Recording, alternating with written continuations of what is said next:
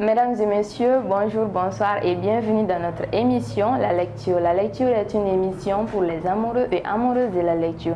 Vous pouvez nous suivre sur notre page Facebook Actuel Média, YouTube Actuel Média ou sur notre site internet www.actuelmedia.net.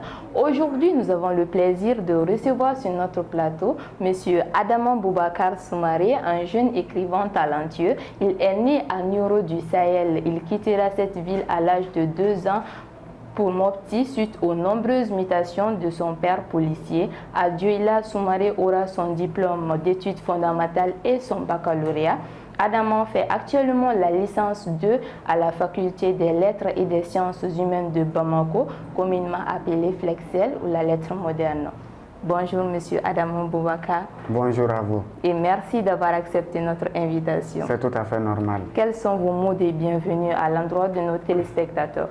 Je suis tout à fait content pour la simple raison qu'un écrivain écrit pour qu'il puisse être lu et connu. Et le fait que vous m'ayez invité a un sentiment extraordinaire pour moi. Donc merci à vous. Alors, Monsieur Adama Boubacar, notre émission porte le nom La Lecture. Pouvez-vous nous parler de la lecture et de son importance? Moi je pense que la lecture est hyper importante pour la simple raison que lire c'est voyager. Et Victor Hugo nous le dit, je cite, lire c'est boire et manger, l'esprit qui ne lit pas maigre comme le corps qui ne mange pas.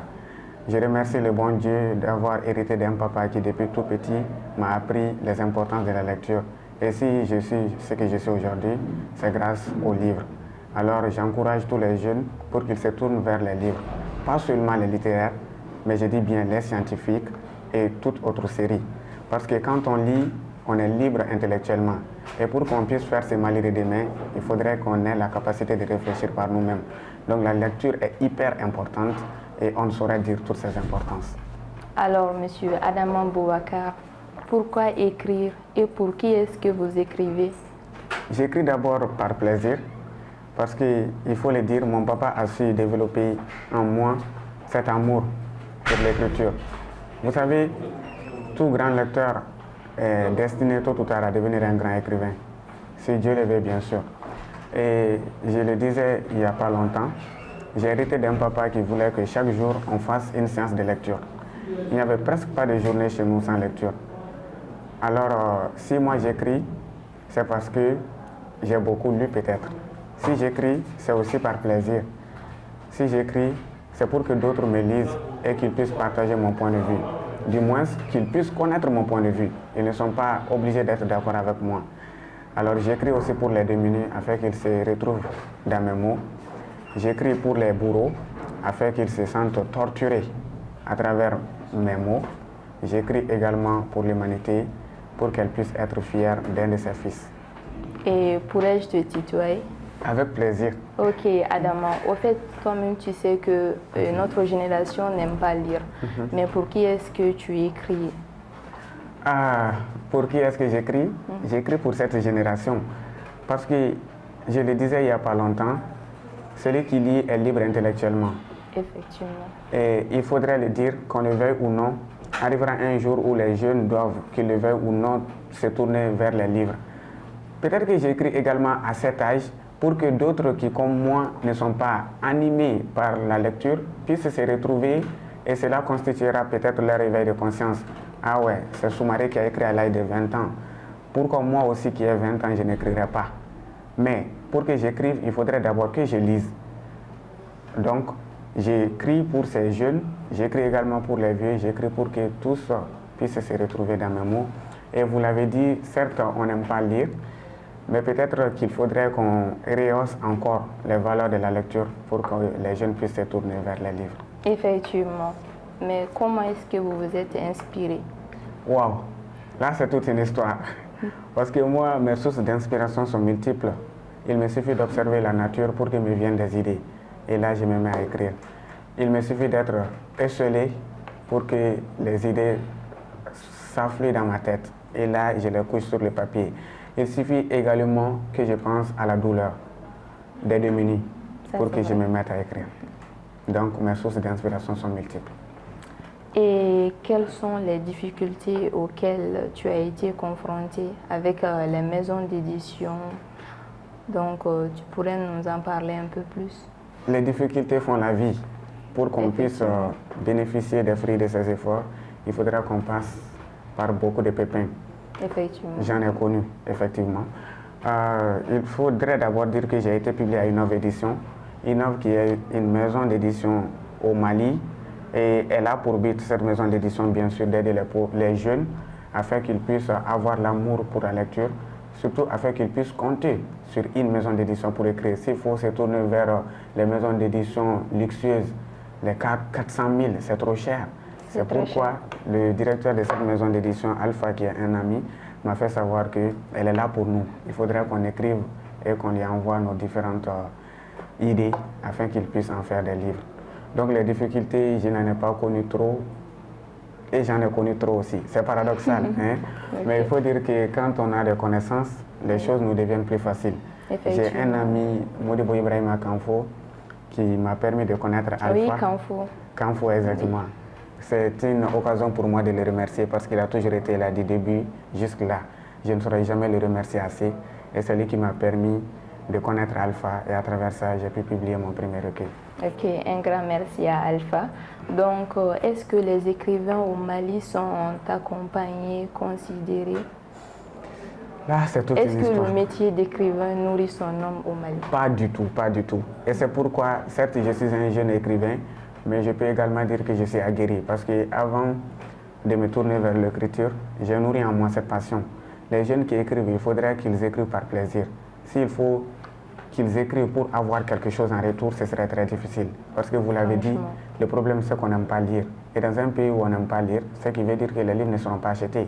Donc il faudrait qu'on écrive par plaisir, qu'on écrive également pour apporter sa pierre à l'édifice. Effectivement. Mais ce qui veut dire que le livre, la vente, c'est comment? La vente, c'est kahin kaha. Il faudrait dire que... Les étudiants ne l'achètent pas? Les étudiants, si, mais pas trop. Pas trop? Oui, pas trop. Jusque-là, il y a 26 exemplaires qui ont été triés. Okay. Et sur ces 26 exemplaires, je n'en ai que 5 à la maison. Ce qui veut dire que pour un début, ça va un peu. Le livre a été publié il y a une semaine de cela. Oui, effectivement. C'est un nouveau bébé qui vient de naître. Exactement. Donc, je dois quand même remercier mes amis, mes proches qui m'ont soutenu du début jusque-là et qui m'ont fait savoir à travers leur manière qu'ils m'accompagneront toujours. Ok. Mesdames et messieurs, je vous rappelle que vous suivez votre émission La Lecture. Vous pouvez nous suivre sur notre page Facebook Actuel Média, YouTube Actuel Média ou sur notre site internet www.actuelmedia.net. Alors, Adama, pourrais-tu nous parler du titre L'aube d'un jour nouveau? Et pourquoi avoir choisi ce titre? En l'écrivant, as-tu pensé à un autre thème? Bien sûr, j'ai pensé à un autre thème. En fait, c'est toute une histoire, hein, parce que le premier titre pour lequel j'avais opté était « Il suffit de croire ». Il suffit de croire. Il suffit de croire, oui. Mais je me suis dit après que c'était un titre trop ouvert, les gens verraient tout de suite le sens qui s'y cache. Et c'est pourquoi j'ai opté finalement pour « Aube d'un jour nouveau ». « Aube d'un jour nouveau », le titre évoque juste l'espoir. Nous savons que lorsque la nuit arrive, c'est un autre jour qui vient après. Effectivement. Et peut-être qu'avec ces nouveaux jours, les souffrances de l'année précédente vont s'en aller. Les souffrances du jour précédent vont disparaître. Et il faut toujours espérer qui que l'on soit. Parce que, certes... Tu sais, ce titre me rappelle le titre d'Amadoun Ibrahim Issé-Béré, Le soleil se lèvera à l'ouest. Ah ouais, le soleil se lèvera à l'ouest. L'espoir est là, et puis on sait que, Inch'Allah, tout ira bien. Exactement. Oui. C'est pourquoi j'ai voulu laisser un peu de suspense, parce qu'on ne sait pas quand est-ce que ce jour va venir. J'aurais pu opter pour Aube du jour nouveau, mais là, ça aurait été direct, ça aurait été formel. Mais Aube d'un jour nouveau, on ne sait pas quand est-ce que ce jour va venir, mais il se profile quand même à l'horizon. Et ce jour, l'espoir, ce jour en arrivant, va chasser toutes les puanteurs qu'on a connues, va chasser tous les maux auxquels nous sommes confrontés. D'où le titre d'un jour nouveau. Alors, Adama, maintenant nous allons rentrer dans le but du sujet qui est l'aube d'un jour nouveau. Maintenant, au niveau du premier poème, tu l'as dédié à ton papa, qui est ton paragon. Pourrais-tu nous parler un peu de ce premier poème? Ce premier poème, quand je l'écrivais, j'étais tout ému. En fait, en moi, se bousculait deux sentiments, la joie et la tristesse. La joie, parce que j'ai pensé à toutes les valeurs que mon papa m'a inculquées. la tristesse parce que je ne le reverrai plus jamais. J'aurais voulu qu'il soit à mes côtés, qu'il lise ces poèmes, qu'il l'écoute et qu'il rit avec moi. Mais hélas, il n'est pas là. Et c'est pourquoi des poèmes de ces recueils, il fait partie de mes préférés. Parce qu'à chaque fois que je les lis, je pense aux mots de mon papa, à ses conseils qui m'ont toujours accompagné où que je sois. Et partout où je passe, je le dis, mon papa est mon premier héros. Il m'a appris tout ce dont j'avais besoin pour pouvoir en arriver jusque-là. Ok. Au niveau du deuxième poème, vous avez parlé aux disgraciés. Figure P favorisée s'agissant d'une personne. Maintenant, aux disgraciés, c'est-à-dire les pauvres. Les pauvres, oui. Oui. Aux pauvres. Parce les gens qui ne sont pas entendus ou bien les gens qui n'ont rien, les démunis en un mot. Les démunis, oui, parce que vous savez, quand nous sommes confrontés aux problèmes, il arrive des fois où nous voulons nous désister, nous voulons partir, mourir. Mais il faut toujours qu'on continue à croire, parce qu'arrivera toujours la lumière après l'obscurité. Oui. Au niveau du troisième poème, l'irremplaçable, qui fait allusion à l'éducation, tu parles un peu de l'éducation, tu évoques certaines parties, c'est-à-dire les dirigeants qui n'arrivent pas à soutenir les élèves et étudiants. Donc, oui. pourrais-tu nous en parler un peu plus, développer? Là, c'est un thème que je préfère beaucoup, parce que vous savez qu'au Mali, ça ne va pas du tout avec l'éducation. Et les pauvres n'ont jamais raison. J'ai l'habitude de le dire à mes amis, tant qu'il existera un pont entre riches et pauvres, la solution n'arrivera jamais, le Mali ne se développera jamais. Il faudrait que nous, pauvres, nous continuions à nous former. Il faudrait que nous, pauvres, nous continuions à lire pour pouvoir un jour tenir tête aux riches qui envoient leurs enfants ailleurs pour venir diriger encore ces pays. Alors, c'est un appel pour tous les pauvres de cette nation. Ne désespérons jamais, continuons à nous cultiver. Et j'ai un professeur qui a l'habitude de le dire, la vraie université, c'est sa chambre. La vraie école, c'est la chambre. Donc, formons-nous à partir de nos chambres, lisons, faisons des recherches pour pouvoir porter le flambeau demain. Parce qu'il faudrait qu'on fasse tout pour que les riches ne viennent pas gouverner ces pays à notre place. Ces pays leur appartiennent au même titre qu'à nous. On ne peut pas les laisser faire ce qu'ils veulent. Oui.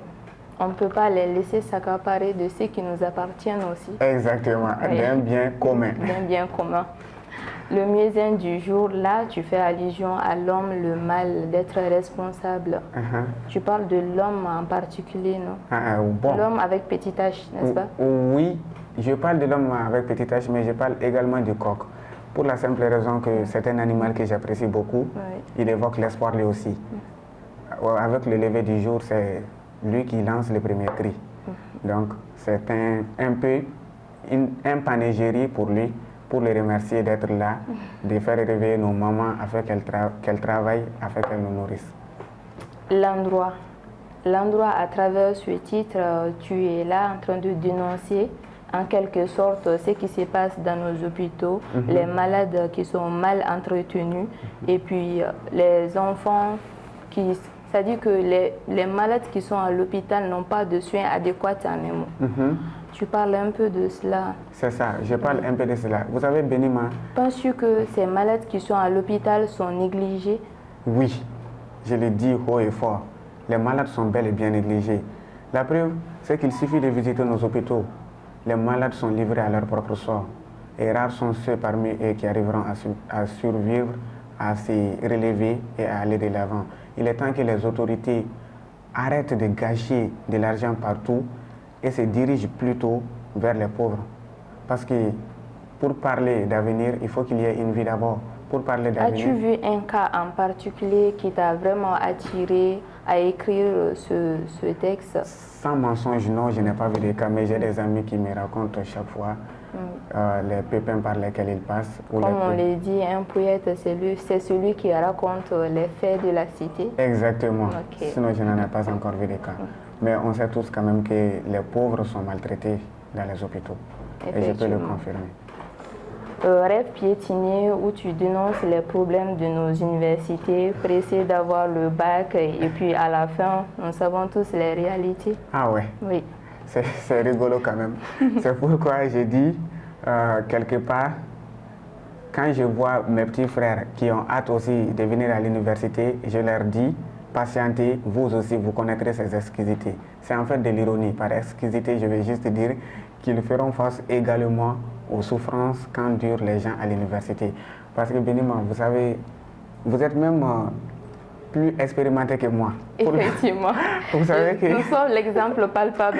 Exactement. Donc, nous pensons qu'après le bac, ouais, c'est la fin du monde. On va venir, on va obtenir la licence en 3 ans et nous allons gouverner le monde. Mais l'université, qui est une dame de fer, va nous apprendre que non, vous n'êtes que des petits. Et c'est moi qui vais vous dire ce que c'est que la vraie vie.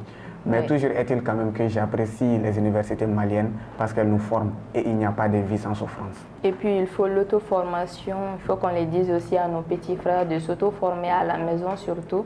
Et puis, c'est-à-dire ce qu'ils nous donnent à l'université, ça ne suffit pas, quoi. Exactement. Il faut que toi-même tu te performes.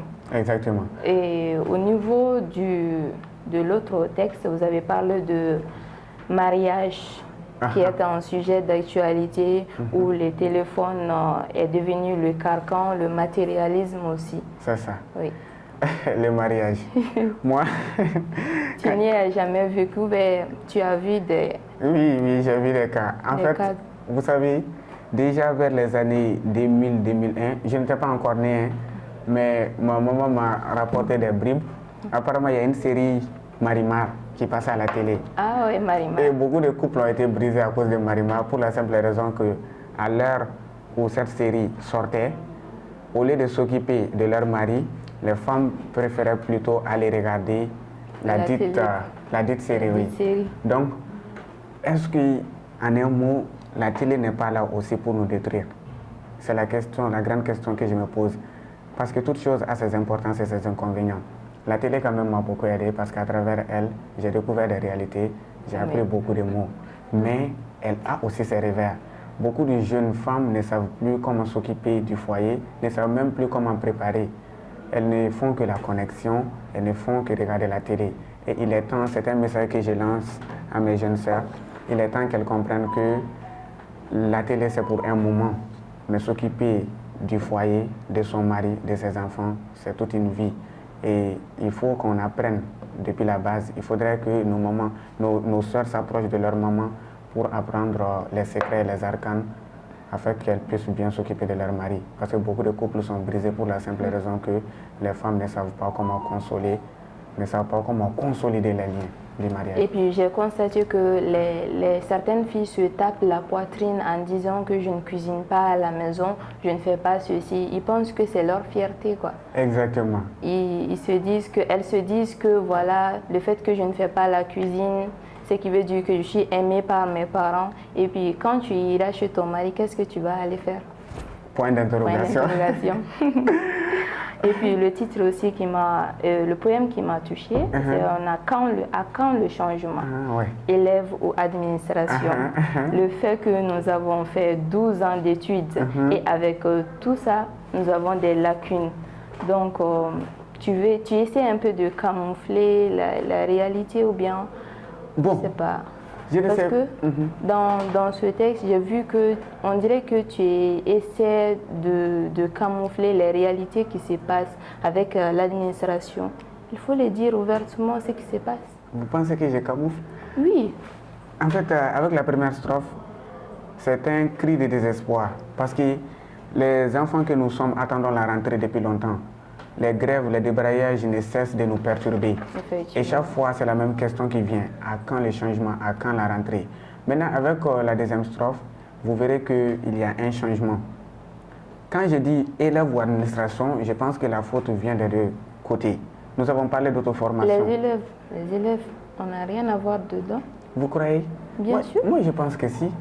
Parce qu'on a parlé d'auto-formation il y a juste quelques minutes de cela. Bien sûr. Auto-formation, n'est-ce pas? Est-ce qu'il suffit d'être à l'école pour s'auto-former? Non, il ne suffit pas d'être à l'école. Voilà, moi je pense que quoi que l'on fasse dans la vie, il faudrait qu'on pense à son propre avenir. Les jeunes, ils sont perdus en fait. Et j'ai l'habitude de le dire, nous dormons d'un sommeil profond. Il faudrait qu'on se réveille, il faudrait qu'on lutte pour pouvoir porter haut les flambeaux parce que le Mali va mal et nous vivons dans un pépin. C'est pourquoi quelque part j'ai dit qu'il vient du ciel, de la terre, des ondes. Qu'importe, nous avons besoin d'espoir dans ce monde. Effectivement. Et puis la prière, où tu parles du papa encore, tu évoques quelques parties. Tôt, laissant sa femme veuve, tu parles de ta maman en quelque sorte? Non, je ne parle pas de ma maman. Tu parles de qui? C'est un thème qui fait appel à la paix. Ok. Et quand je dis prière, ce sont les prières des poètes. Le poète veut que la paix revienne et le poète est en train de supplier la paix. Donc maintenant, et cette veuve femme, c'est qui? C'est nous? Exactement. Parce que vous savez qu'avec la guerre, il y a toujours des mères qui perdent leur mari, il y a toujours des pères qui perdent leurs enfants, qui partent à la guerre bien sûr. Donc je me suis mis à la place encore une fois des démunis, j'aime le dire. Les mendiants me préoccupent beaucoup, les pauvres me préoccupent, même lorsque je traverse la route ou les routes et que je vois des mendiants au bord en train d'attendre une aide, je suis là à pleurer. Qui va leur venir en aide? Ce sont des questions que je me pose souvent. Donc, c'est un thème qui fait appel à la paix. Je supplie les gens pour qu'ils mettent de côté leur ego et contribuent au développement du Mali. Mais tu sais, ce qui m'étonne le plus, c'est que voilà, il y a ces femmes qui sont au bord des guidrons avec les enfants et elles peuvent aller travailler. Elles peuvent laver des habits, mais je ne comprends pas. Il ne faut pas se laisser emporter par la paresse, quoi. Je dirais que ça, c'est de la paresse physique, puisque tu as deux bras, tu as deux pieds, tu peux travailler. Donc, il faut travailler pour subvenir aux besoins de tes enfants. Ce ne sont pas ces hommes-là qui vont aller tout faire et puis revenir. Et puis, nous parlons de l'émancipation après. Ah oui. Moi, je ne suis pas d'accord avec cela. Le fait est que tu peux travailler, tu es bien portante, donc il faut travailler. Là, on voit que vous êtes une vraie féministe. Je comprends. En quelque sorte. Et puis, l'artiste, là, tu parles du poète, hein, le façonneur et le dénonceur de l'injustice, tout ce qui se passe dans la cité. Exactement. Vous savez, il y a juste quelques semaines de cela, nous avons eu à faire le cours d'esthétique des genres et de stylistique. Oui, et le professeur Balo nous a parlé des différents genres. Bien sûr, nous les connaissions déjà.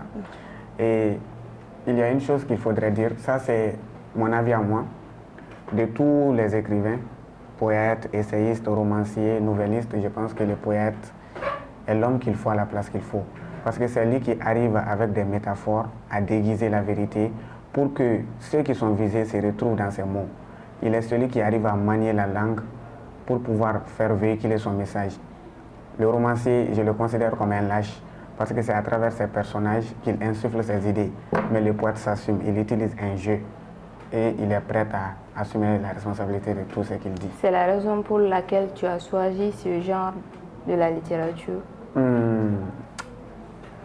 La poésie, oui, c'est un genre que j'aime. Mais pourquoi pas les autres, le roman, l'essai, les nouvelles? Justement, mon genre de prédilection, c'est le roman. Cela va vous paraître bizarre, mais je ne lis presque pas de recueils poétiques. Puisque nous l'avons lu ensemble, Can et Abel. Exactement. Oui. Donc, les romans sont ceux qui m'attirent. J'aime le roman parce que je le disais, certes, le romancier est un lâche qui se cache derrière ses personnages pour insuffler ses idées, mais il est également un homme très, très intelligent, très finot, puisqu'il arrive à créer une histoire et à travers cette histoire, il amène des événements et il dirige en sa manière ces événements-là pour qu'il ait une issue favorable. Donc le romancier est à remercier également et peut-être que dans l'avenir, j'écrirai plus de romans que de recueils poétiques. Et ça serait avec plaisir de t'avoir sur mon plateau. Et puis Adamant, dans ce livre, quel est le texte qui t'a le plus touché? Pourrais-tu nous lire une partie du livre qui t'a le plus touché? Aucun problème, avec plaisir. Puisqu'on parle de lecture, oui. Pourquoi on ne va pas parler d'un texte qui justement évoque les importances de la lecture? Bien sûr, avec plaisir. Poème, l'inestimable richesse.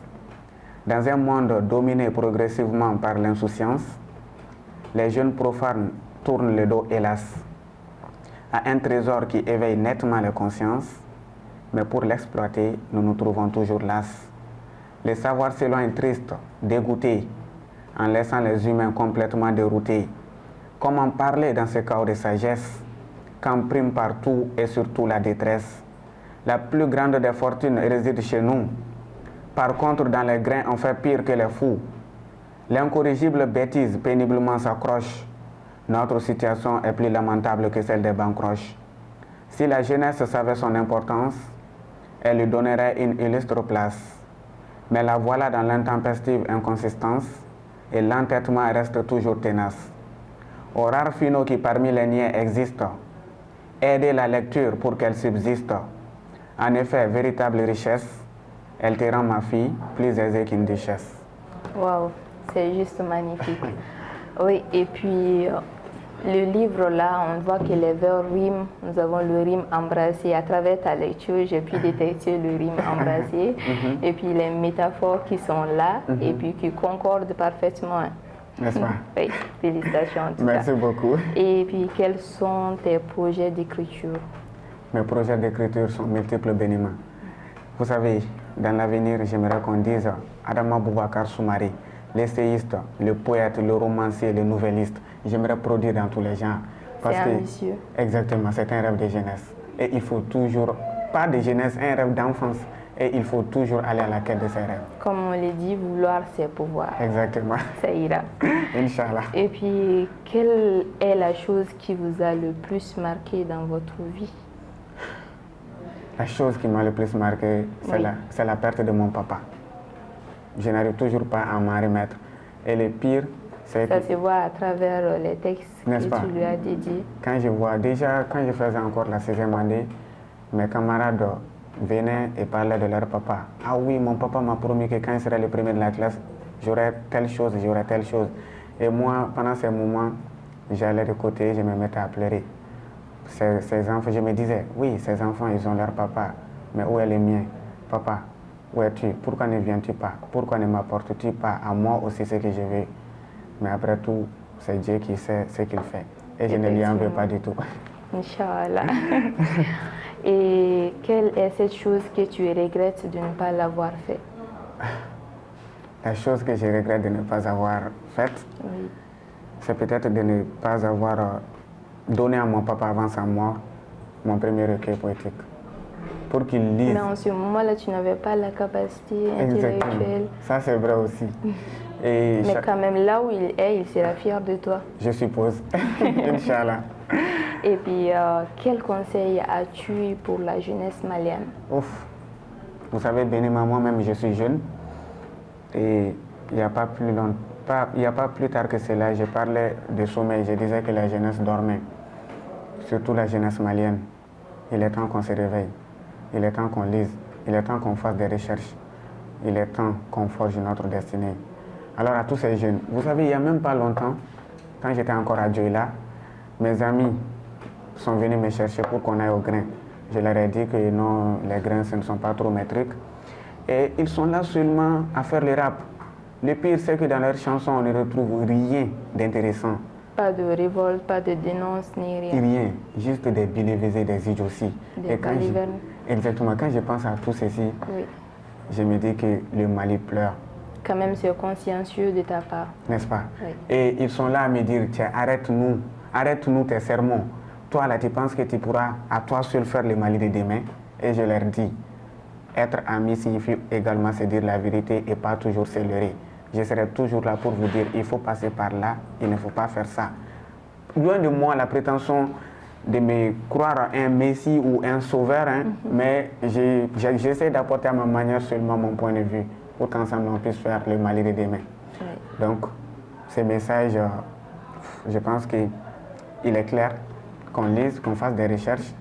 Parce que les études ne sont pas la seule voie qui mène à la réussite. Donc, quoi que l'on fasse seulement, donnons-nous à fond. Parce que Lincoln le disait, quoi que tu fasses dans la vie, sois l'un des meilleurs. Donc, où que nous nous tournions, faisons en sorte que notre nom fasse le mérite de ce métier. Adama Soumaré, puisque notre émission tire à sa fin, pourrais-tu nous dire tes mots de la fin? Mes mots sont des mots de remerciement. Je remercie ma grande soeur de valeur. Elle est d'ailleurs la première personne à m'inviter après l'apparition de mon livre. C'est significatif pour moi. Ce fut un plaisir. Et je remercie également toutes les personnes présentes qui m'ont accompagné. Je l'ai dit, Adama Boubacar Soumaré n'est rien sans les personnes qui, depuis sa naissance jusqu'ici, ont été là pour lui. Jamais je ne cesserai, où que je sois, de vous remercier parce que vous avez, à votre manière, apporté votre part pour que je sois formé, pour que je sois celui que je suis aujourd'hui. Donc merci à toutes ces personnes qui ont été là pour moi dans les bons et dans les pires moments. Merci à vous. Mais ce n'est rien.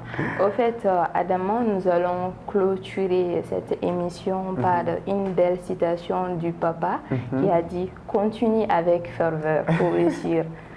Dans l'honneur, la fameuse citation du père de Soumaré. Continue avec ferveur pour réussir dans l'honneur. Justement. C'est une citation que j'ai vraiment adorée. N'est-ce pas? Oui. Et merci Soumaré d'avoir effectué le déplacement et merci beaucoup pour cette belle journée de partage.